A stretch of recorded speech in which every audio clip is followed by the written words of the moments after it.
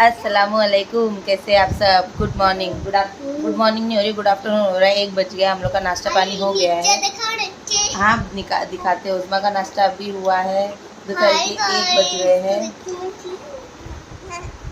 अस्सलामुअलैकुम, कैसे आप सब। तो अभी हम लोग मालिश वाले का इंतज़ार कर रहे हैं, वो आएंगे, आज़म की मालिश करेंगे। आज़म को सोना है, नींद आ रही है बेचारे को। अब भी फीड कराई, अभी वो सोना चाहता है लेकिन मैं उसको सोने नहीं दे रही, क्योंकि अभी वो सो गया ना तो फिर उसको नींद में से उठा के ज़बरदस्ती, मालिश वाले लोग आते हैं ना, बच्चे की नींद तोड़ के अपने को उठाना पड़ता, फिर बच्चा चिड़चिड़ करता। इसकी तो ऐसी आदत है कि अगर अपन नींद में से उठा के इसकी मालिश करवा लो ना, तो मालिश के बाद भी नहीं सोएगा, पूरा दिन चिड़चिड़ पूरा दिन जाग के मेरा भी ख़राब करता, खुद का भी ख़राब करता, जागे हुआ ही रहता, मतलब होश में ही रहता। इसलिए मैं उसको सोने नहीं दे रही। अयो हो, गरम कर दिया हो।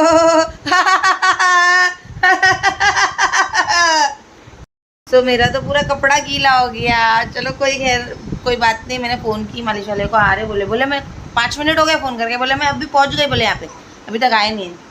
अरे अच्छा लो भाई, ये किचन पे रख प्लेट, नाश्ता करके यहाँ पे प्लेट रखी है, उसको बस हो गया है। तो फाइनली मैं भी नहा के आ गई हूँ। बज रहे 4:30, ये देखो 4:30 बज रहा है। सबसे पहले हुई आज़म की मालिश। आज़म की मालिश हुई। आज़म की मालिश होने के बाद दूध तो पीते नहीं है, मतलब मालिश होते साथ थोड़ा सो जाने का आधे घंटे के बाद फिर उठ के दूध पी के डकार वकार लेके फिर सन्नत से आधे पौने घंटे के बाद फिर वो सोता है। तो उसके बाद तब तक के झाड़ू जमीन या बर्तन, क्योंकि उसको नींद नहीं लगती। मालिश होती है ना तो घर में बर्तन भी धुलते, बर्तन वाले जैसे आते, मैं बोली ना आप लोगों को, तो बर्तन की थोड़ी बहुत भी आवाज़ आएंगी ना, उसको नींद नहीं लगती। जब बर्तन धुल के घर का काम हो के, मतलब झाड़ू जमीन होकर वो चले जाते हैं ना, तब जाके ये थोड़ा आराम से सोता है। तो मैं आज उनको वही बोली कि है ना, आप वो कपड़े पहले धो लिए थे, तो वो जब तक झाड़ू जमीन कर रहे थे मैं नहा के आ गई। तो मेरा नहाना भी हो गया और साथ ही साथ हम लोग ने खाना भी खा लिए। तो आज़म देखो यहाँ पे अभी सो रहा है। मेरा बच्चा जब भी उठेगा, जैसे भी उठेगा, आज है ना उसका एक फ़ोटो तो मैं एक अच्छा वाला खींचूँगी, क्योंकि आज है 24 मई। आज है मेरे बच्चे का 1 महीने वाला बर्थडे। तो आज के दिन वो पैदा हुआ था, लेकिन रात के 11:29 को, अब दिन तो 24 में ही पकड़ा जाएगा ना, तो आज मैं उसकी एक फ़ोटो खींचूँगी, यानी 1 मंथ का एक फ़ोटो खींचूँगी। और यहाँ पे उज़्मा जो है, तेरे को पता चल गया था मैं आ रही हूँ। हाँ तो जोर से करना ही पड़ेगा ना बेटा, बात क्या करो। टीवी का आवाज़ थोड़ा कम कर दो। तो उज़्मा को खाना नहीं खाने का था, क्योंकि 1 बजे ही उसने नाश्ता की, जैसे कि मैंने आप लोगों को बताई ना। तो नाश्ता करने में लेट हो जाता ना हम लोग को, क्या करेंगे। तो खाना नहीं खाया जाता, लेकिन मैं भूख नहीं थी फिर भी मैं खाना खा ली, ये सोच के कि अभी टाइम है, बच्चा सो रहा है, मैं नहा के निकली हूँ तो खा लेती हूँ। अभी भूख नहीं है फिर भी खाई, क्योंकि कभी जब भूख लगती ना तब टाइम नहीं रहता खाने का। अभी खाऊंगी तभी खाऊंगी, अभी खाऊंगी तभी खाऊंगी, भूख इतनी ज़ोर की लगी हुई होती है, क्योंकि देखो मैं अपना फीड भी कराती हूँ ना उसको, तो इसके वजह से, लेकिन टाइम नहीं मिलता। तो मैं बोली अभी टाइम वाइम का नहीं। हाँ बोल। हाँ तो इसके लिए मैं खा ली खाना, तो बाकी वापस भूख लगेगी और टाइम रहेगा तो फिर खा लेंगे कुछ और। तो ऐसा है।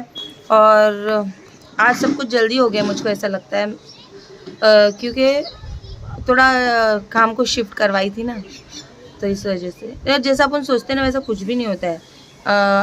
जब अपन किसी और पर निर्भर रहते हैं ना, जैसे मैंने पहले भी बोली, अपने काम अपन अपने हाथ से करो ना, अपन स्पीड स्लो फास्ट कर सकते हैं, बट किसी और के भरोसे पे रहेंगे कि ये आएगा ये करेगा ना, तो उसमें लेट हो ही जाता है, अपन उन पर डिपेंड रहते हैं। तो ऐसा है, कोई नहीं, कुछ दिनों की बात है। आज 1 महीना हो गया, 1.25 महीना भी जल्दी हो जाएगा इंशाल्लाह।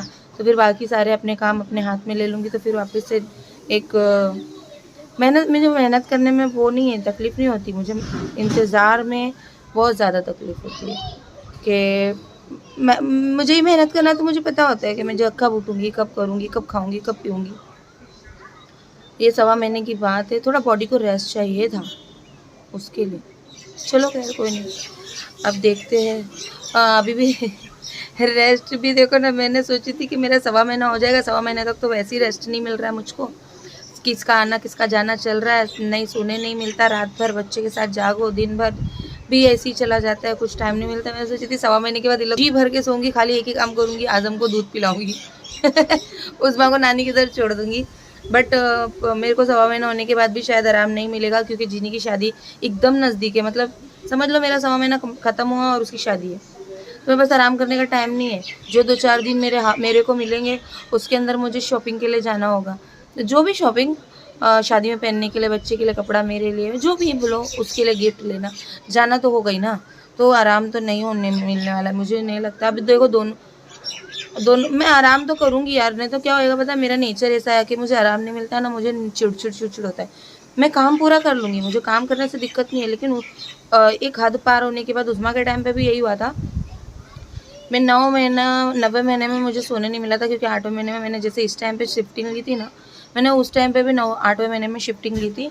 और शिफ्टिंग लेने के बाद 9वां महीना मेरा सीज़र हो गया था, मुझे पता नहीं था कि मेरा सीज़र होने वाला है, ऐसे ही गया था सेम।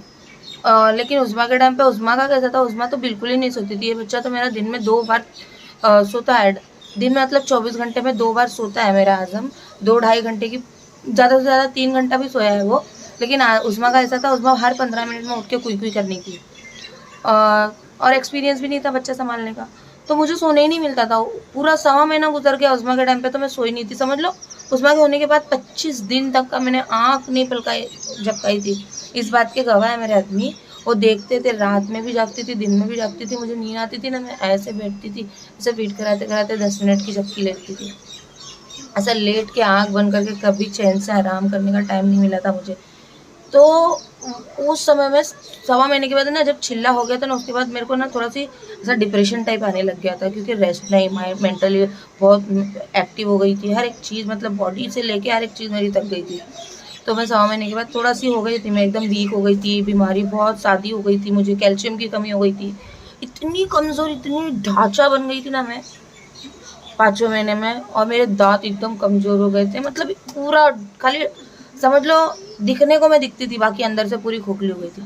मुझे वैसा खोखला नहीं होना है। मैं सोच रही हूँ इस टाइम जब 1.25 महीना हो जाएगा, ये मालिश वाले का आना, बाहर से जो ये आना, ये लोग का जो टाइमिंग चल रहा है,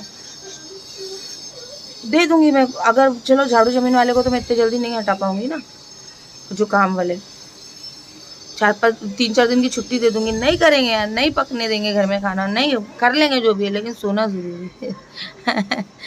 लेकिन वैसा सोची हूँ, लेकिन नहीं होगा वैसे भी, ये अपने को खुद को जाना पड़ेगा बाहर। करूँगी, कुछ तो करूँगी, नहीं मिलेगा तो भी आराम करूँगी। मुझे ऐसा नहीं होना है। कमज़ोर हो गई थी मैं इस के टाइम पे, मालूम है मेरे पुराने व्यूवर लोग को पता रहेगा, मैंने 3 साल दाँत का इलाज कराई, 3 साल। और वो दांत इतने कमज़ोर, बोलते कि डिलीवरी के बाद तो नॉर्मल अच्छे दांत कमज़ोर हो जाते हैं। और मेरा तो पहले से ही 2 दांत में तकलीफ़ थी, वो 2 दांत की तकलीफ़ मेरे 12 दांत में कन्वर्ट हुई थी। कैल्शियम की कमी, आयरन की कमी, नींद नहीं मिलने की वजह से बॉडी में थकावट, हेमोग्लोबिन इशू, साइनस आ गया मेरे को, पता नहीं कहाँ से आ गया। मेरे को इस टाइम मेरा अपना ख्याल रखना है, अच्छा खाओ, थोड़ा सी अच्छा बच्चों को फिट भी करा रही हूँ। अभी भी कैसा होता है बेटा, टाइमिंग ऊपर नीचे होने की वजह से। अब देखो जैसे मैं नहा के आई, अब मैं नहा के आई और वही टाइम पे मैं नहा के आने के बाद बच्चे को भूख लगी, भूख से रो रहा था अभी, तो मैं अपना दूध नहीं दे सकती, क्योंकि मेरे को बोला गया है कि नहा के तुरंत ही निकल के उसको दूध नहीं देना अपना। तो मेरे को इस बार एक्सपीरियंस है, तो मैं उसको दे देती हूँ फार्मूला, क्योंकि डॉक्टर ने बोला फार्मूला दे सकते हैं, क्योंकि माँ के दूध के आसपास होता है वो। हाँ, अच्छी दिख रही है, तो मैं उसको दे देती हूँ फार्मूला अभी, क्योंकि डॉक्टर ने स्टार्टिंग के 2 दिन उसको वही दिए, तो वो यूज टू है उसके साथ, वो पी लेता है वो दूध। पर उस्मा का मुझे तो किसी ने म्यूनसिपैलिटी में थी, म्यूनसिपैलिटी में इतना क्लियर कम्युनिकेशन नहीं होता है कि इतना टाइम कोई भी डॉक्टर नहीं देते। उन्होंने ये भी नहीं बोले थे कि बच्चे को कभी आपके दूध से पेट नहीं भरा तो आप ये चीज़ ऑप्शन में रख सकते। उस्मा के टाइम पे तो मैं नहा के निकलती थी, दूध पिलाती थी, कैसा भी, मतलब मेरा कैसे भी चलता था। तो बच्ची उस वक्त उस वजह से बीमार भी रहती थी शायद से, उसको ना डाइजेस्ट नहीं होता था कभी कभी मेरा दिया हुआ दूध भी। इस टाइम पे तो बहुत माशाल्लाह से अच्छी केयर भी कर रही हूँ मैं। कहाँ आज़म, गर्मी भी बहुत ज़्यादा है, खिड़की विंडो खोल के रखते हैं हवा के लिए, तो हवा के साथ साथ धूप भी आती है, क्योंकि हमारी खिड़की जो है वो वेस्ट साइड की है, वेस्ट पे बंद होती है ना, तो 3 बजे से लेके 6 बजे तक के यहाँ पे ना, जब तक के सूरज डूबता नहीं धूप रहती है। अब देखो विंडो बंद कर दूँगी ना, मैं विंडो बंद कर दूँगी तो धूप चले जाएगी, लेकिन उसको फिर गर्म भी होएगा, और एसी उसको नहीं परवड़ती, एसी में नहीं सोता हो, तो ऐसा है। तो आज मैं बताऊँ हम लोग के घर में क्या खाना बना था, मैंने क्या खाई। मैं को ना अभी भी नहीं जम रही रोटी किसी और की, और मेरे आदमी को भी नहीं जम रही रोटी किसी और के हाथ की, लेकिन इतना भी ज़्यादा मजबूरी हो गई अब तो नहीं जम रहे, मेरे को नहीं जमती ना, क्या बोलूँ, हम लोग को नहीं जमता किसी और का हाथ का खाना। पेट भर के खा लो ऐसा हो ही नहीं रहा है। मैं अभी भी पता है आप लोगों को एक रोटी खाई हूँ और एक रोटी उज़्मा को दिखाने के लिए, उसमें भी उसने नहीं खाया खाना, लेकिन गुजारा हो रहा है। वो उसको चाहिए कि मेरे हाथ का ही खाना चाहिए, पेट भर के खाना नहीं खा पा रही होगी। ये देखो आज बनी हुई है क्या बोलते हैं, शिमला मिर्ची, पत्ता गोभी और आलू की सब्जी, और चावल बनाई थी, थोड़ा सा चावल बनवाई, क्योंकि ना खाना बहुत फेंकने में जा रहा, मतलब बहुत ज़ाया हो रहा है। बनाते तो है वो खाना अच्छा, उनके हिसाब से बहुत अच्छा खाना रहता है, मैं तो बोल रही हूँ ना, खाना बहुत अच्छा बनता है, लेकिन पता नहीं मेरी फैमिली को ना आदत है मेरे हाथ के ही खाने की, पेट भर के खाते नहीं, वो खाना दूसरे दिन पूरा का पूरा ऐसे ही बचा हुआ रहता है, ऐसा लगता है मेरे को। वो तो मेरी मजबूरी है, मेरे को खाना ही पड़ रहा है, क्योंकि मुझे दूध पिलाना है बच्चे को।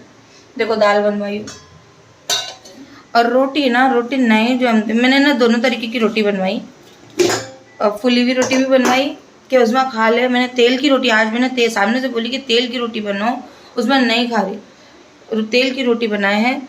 क्या है ना, मैं इतनी पतली रोटी नहीं बनाती, मैं थोड़ी हल्की मोटी बनाती, लेकिन फिर भी पता नहीं मेरी रोटी ना थोड़ी मोटी होने के बावजूद भी 24 घंटे नरम रहती है।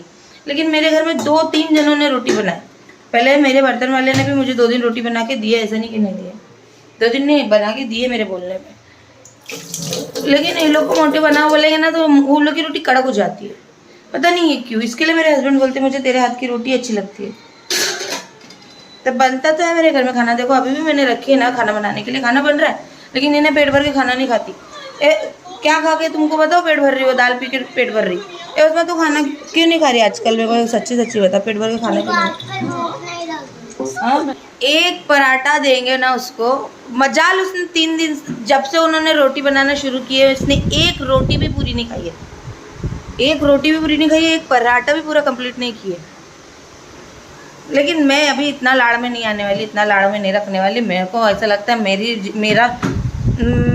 को ये चीज़ मालूम पड़ गया था कि लोग नहीं खाते किसी और के हाथ का खाना, तो मैंने बहुत सारा बर्डन अपने आप पे ले ली थी, जिस वजह से मेरी हालत हो रही थी, एकदम मजबूर होकर मैंने इनको खाने पे रखा। अब मैं कुछ बोल रही हूँ ना, देर आए दुरुस्त है, थोड़ा जल्दी आ जाता था ना तो और ज़्यादा दुरुस्त होता था तो मुझे इतना दिक्कत नहीं होती थी। चलो कोई नहीं, होता है, ज़िंदगी है ना। खैर ये अपडेट है, देखते हैं अभी ये सो के उठेगा, मैं थोड़ा सी रेस्ट करती हूँ, कब उठेगा मुझे मालूम नहीं, जब भी उठेगा अच्छे मूड में होगा, पेट भरा होगा, फ्रेश हो जाएगा, उसके बाद एक फ़ोटो खींचूँगी बात के बाद में, है ना। मैं थोड़ा आराम करती हूँ, आराम क्या करूँगी, मैं कल जीनत आई थी ना तो वो वीडियो की एडिटिंग कर लेती हूँ, फिर आप लोगों तक पहुँचा दूँगी। ऐसे यहाँ बन रही है मेरी चाय, कितने दिन के बाद मैंने चाय का शूट लिया रहेगा, आप लोग बताना कमेंट करके।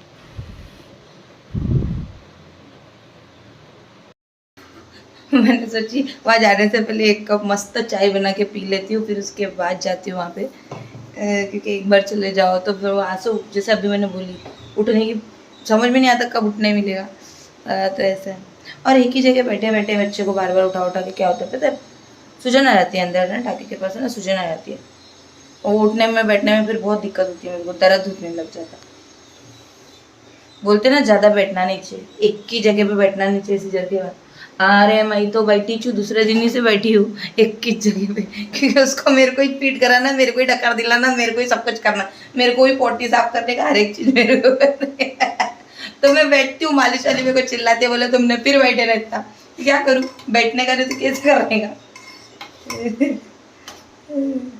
उठ गए, उनको फ्रेश कर दिया है, मैंने दूध पिला दिया है, शाम हो रही है, और यहाँ पे हम लोग उसका ना 1 मंथ का एक फ़ोटो लेने के लिए 1 बनाना चाहते हैं। अब समझ नहीं आ रहा था किससे बनाऊँ, दिमाग में आया डायपर, फिर बोली डायपर नहीं, 1-2 जनों ने डायपर का किया है, तो मैंने सोची कि ये झबले अभी 1 महीना 2 महीना यूज़ होंगे, इसके बाद ये निकल जाएंगे, तो ये एक अच्छा तरीका है इसको फोल्ड करके 1 बनाना और उसके साथ फ़ोटो खींचना, क्योंकि पूरे महीने में बच्चे ने झबला ही पहना है।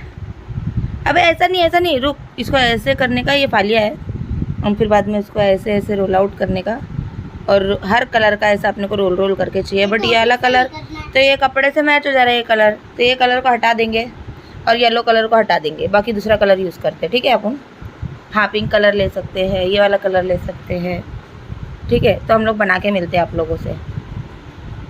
उज़्मा और मैंने रोल करके ये 1 बना दिया। अब वो अल्फ़ाबेट में लिखने जैसा कुछ है नहीं मेरे पास, मैंने सोची थी या तो झबले से 1 लिखूंगी या तो डायपर से, क्योंकि पहले महीने में यही 2 चीज़ ज़्यादा लगती है, एक तो उसको कपड़ा मतलब यही झबला, यही कपड़े ये ज़्यादातर यूज़ होते हैं, और एक डायपर, पर डायपर से कुछ ज़्यादा ही वो हो जाएगा, और मैंने देखा है तो इसके लिए मैंने ये यूज़ किया है। ये पार्टी का यूज़ किया है, उज़्मा का पैड है, और ये हो गया। अब मैं जा रही हूँ आज़म के पास उसको लाने के लिए। उसको पहनाऊंगी ये ब्लू वाला, ये क्या बोलते हैं, झबलाई। आपका फोटो शूट हो रहा था, मैंने फोटो लिया है, मैं आप लोगों के साथ शेयर करूंगी ब्लॉग के अंदर। भाई साहब ने देखो यहाँ पे सुसु कर दिए है, हो गई अभी ये गिल्ली, अभी मुझे कपड़ा बदलना पड़ेगा इनका। आओ आओ आओ आओ आओ आओ आओ आओ। अस्सलामुअलैकुम, गुड मॉर्निंग। तो याद आया कल का ब्लॉग मैंने ना एंड ही नहीं किया था, तो मैं उसको एंड करने आई हूँ। मैंने अल्लाह हाफिज़ ही नहीं बोला आप लोगों को। और हाँ, कल आज़म का फ़ोटो शूट हुआ, जैसे कि आप लोगों ने देखे, तो वो कम्युनिटी पोस्ट मैंने ऐड किया। तो आप लोगों को बता दूँ, मैंने ना 15-16 पिक्स उसकी है ना झबले में खींची, और कुछ फ़ोटोज़ मैंने अपने फ़ोन से वो पूरे रॉम्पर में खींची। फिर मेरे मोबाइल की चार्जिंग उतर गई, फिर मैंने उज़्मा के फ़ोन से फ़ोटो खींची। तो है ना, सारी फ़ोटो का कलर, हर ही चीज़ अलग आई है। तो और ऊपर से ना आज़म के लिप्स भी इतने डार्क दिख रहे हैं। ऐसे नहीं बोलती मेरे बच्चे के लिप्स एकदम गुलाबी है, हाँ जो वो पैदा हुआ था तो थे गुलाबी, क्यों वो, लेकिन अभी डार्क होते हैं, लाइट होते हैं, डार्क होते हैं। जब 2 दिन उसके होठ अच्छे से मैं पोंछती हूँ ना तो लाइट होते हैं। जब अगर मैंने एक आध दिन इग्नोर नहीं होता है, वो कभी कभी इंसान बिजी रहता है, तो एकदम कंपलसरी हर टाइम पोंछना मुमकिन नहीं होता है, तो वो डार्क हो जाते हैं उसके होठ। मैं खुद परेशान होती हूँ। देखो अभी भी मैं आप लोगों को दिखाऊँ ना, तो जितना फोटो में दिख रहा था वैसा कुछ भी नहीं है। ठीक है, आजम शोनी बेबी, ये देखो इसका जो होठ है ना, देखो नीचे देखो गुलाबी दिखेगा आपको, बीच में डार्क दिखेगा गुलाबी। मेरे को बात करना है। बोल। अस्सलाम वालेकुम। आज देखिए, हम उसका बाहर का होठ मेरे जैसा पिंक, और अंदर का होठ अम्मी के जैसा है, डार्क। और जब उसको अच्छे से पोंछेंगे तो पूरा पिंक होता है। देखो 2-3 दिन में एक बार उसका होठ अलग ही दिखता है, और है ना, मतलब लाइट डार्क होते रहता है उसका होठ। सब लोग यही बोलते हैं कि बच्चे का दूध है ना फीडिंग के बाद अच्छे से वाइप करने का, तो वो लाइट होते हैं। और ये चीज़ मैंने आजमाई भी है, जब अपन अच्छे से वाइप करेंगे तो वो लाइट होते हैं। और अगर एक आध दिन कुछ थोड़े बहुत कामों की वजह से एक आध बार भी अगर पोंछना रह जाता है ना, तो उसका ना वो पपड़ी जैसी जमती है, जिस वजह से वो डार्कनेस उसकी और दिखने लगती है। ये देखो अभी कितना प्यारा लग रहा है, माशाल्लाह मेरा बेटा। इधर मुँह करना मम्मा, इधर आजम, इधर इधर इधर देखो, इधर इधर इधर दिखो, इधर दिखो, ये देखो। बताओ वो फोटो की जैसे इतना डार्क है क्या मेरे बच्चे का होठ? दिखाओ मम्मा दिखाओ, ये देखो, ये देखो, ये देखो। जैसा वो फोटो में इतना डार्क दिख रहा है वैसा है क्या? वो फोटो में पता नहीं इतना डार्क क्यों दिख रहा है, जबकि अभी मैंने इसका होठ वैसा वाइप नहीं किया, जैसे रगड़ रगड़ के बताते सब लोग, दूध पिया तो साफ करने का, नॉर्मली जैसा अभी है वैसे ही है उसका होठ, उसमें नहीं करो, रहने दो। तो ऐसा है, चलिए कोई नहीं, अल्लाह हाफिज़, अपना ख्याल रखना। मैं बोली बहुत सारा टेंशन ले लिया आप लोगों ने, कई लोगों ने कमेंट किया कि बच्चे को दिखाओ, डॉक्टर को बोले इतने डार्क होठ होने नहीं चाहिए, तो उसके डार्क इतने होठ नहीं है जितना वो दिख रहा है फोटो में उसके साथ, और एक फोटो है आप वो भी देख सकते हैं। ठीक है, चलिए फिर अल्लाह हाफिज़, अपना ख्याल रखना। और अगर है ना डार्क हुए भी ना तो मुझे कोई इशू नहीं है, क्योंकि है तो मेरी औलाद, तो मेरे भी तो और डार्क ही है ना जो।